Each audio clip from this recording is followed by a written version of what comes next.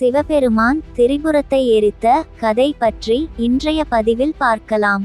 தாரகாசுரன் என்ற அரக்கனுக்கு தாரகாக்ஷா, கமலாக்ஷா மற்றும் வித்யுன்மாலி என்று 3 மகன்கள் இருந்தனர்.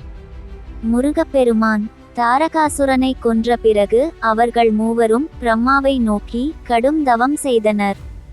அவர்கள் மூவரின் தவத்தை கண்டு மகிழ்ந்த பிரம்மா அவர்கள் முன் தோன்றி அவர்களுக்கு ஏதேனும் வரம் வேண்டுமா என்று கேட்டார். மூவரும் பிரம்மாவிடம் அழியாத வரம் தருமாறு வேண்டினர். ஆனால் பிரம்மா அந்த வரத்தை தரும் சக்தி தனக்கு இல்லை என்று கூறினார். அந்த வரத்திற்கு பதிலாக வேறு ஏதாவது வரம் கேட்கும்படி கேட்டார். எனவே 3 சகோதரர்களும் வானத்தில் பறக்கும் தங்களுக்கு 3 நகரங்களை உருவாக்குமாறு பிரம்மாவிடம் கேட்டார்கள். மேலும் அந்த நகரங்களில் 1000 ஆண்டுகள் வாழ்வோம். 1000 ஆண்டுகள் முடிவில் 3 நகரங்களும் ஒன்றாக மாறும். அந்த ஒருங்கிணைந்த நகரம் திரிபுரம் என்று அழைக்கப்படும். ஒரே ஒரு அம்பினால் திரிபுரத்தை யாரேனும் அழிக்க முடியுமானால் அதுவே எங்களுக்கு விதிக்கப்பட்ட மரணமாகும் என்று வரம் கேட்டார்கள். பிரம்மாவும் அந்த வரத்தை வழங்கினார்.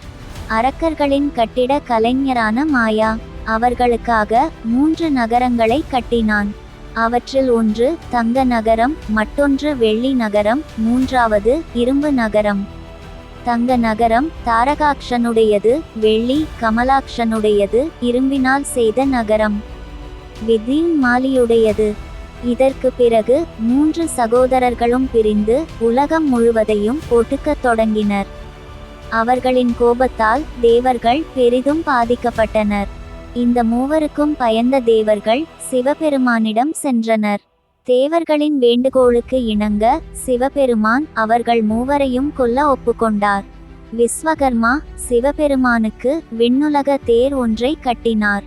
இந்த தெய்வீக ரதம் அனைத்து கடவுள்களின் சக்தியையும் உள்ளடக்கியது. சந்திரனும் சூரியனும் இந்த தெய்வீக ரதத்தின் சக்கரங்களாகவும் இந்திரன், வருணன், யமன் மற்றும் குபேரர் அந்த தேரின் குதிரைகளாகவும் ஆனார்கள். மகாவிஷ்ணுவே அம்பாகவும் அக்னி அதன் முனையாகவும் மாறினார். பிரம்மா தேரோட்டியாக நியமிக்கப்பட்டார். தேவர்கள் பல்வேறு ஆயுதங்களுடன் சிவபெருமானுடன் சென்றனர்.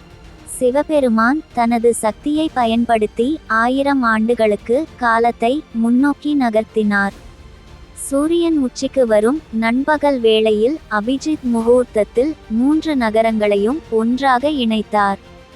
3 நகரங்களும் இணைந்து திரிபுரமாக ஒரே நேர்கோட்டில் வந்தவுடன் சிவபெருமான் பசுபதம் என்ற தெய்வீக ஆயுதத்தை தனது அம்பில் செலுத்தி திரிபுரத்தின் மீது ஏதினார்.